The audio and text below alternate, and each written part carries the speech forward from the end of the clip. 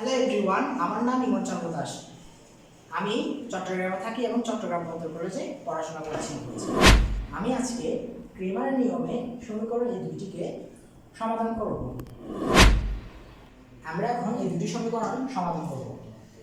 x ও y এর সহগ দিয়ে গঠিত নির্ণয় d = 2 3 3 3 এগুলো এসেছে x এবং y এর সহগ থেকে 2 3 3 3।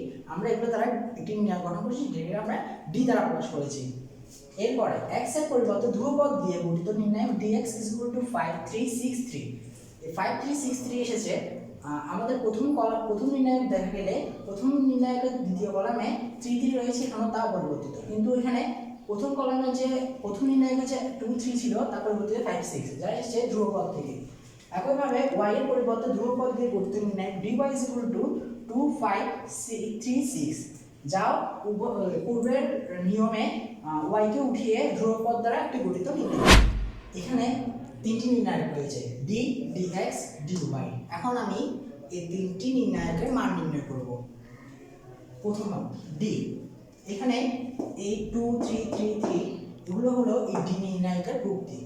2 এর অনুরাশি রয়েছে 3, 3 এর অনুরাশি রয়েছে 3। আমরা এগুলোকে 2 এর সাথে 3 দিয়ে গুণ করব এবং বিয়োগ এই 3 কে এই 3 দিয়ে গুণ করব। গুণ করার ফলে আমাদের आंसर আসছে -3।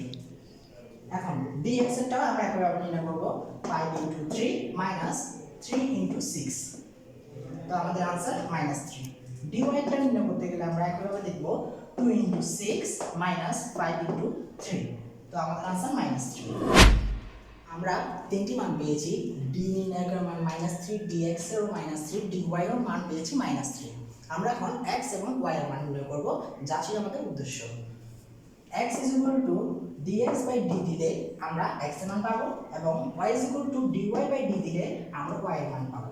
আমাদের d dx dy এর মান দেওয়া আছে, তা আমরা বসিয়ে আমরা x এবং y এর মান পেলাম 1 এবং 1।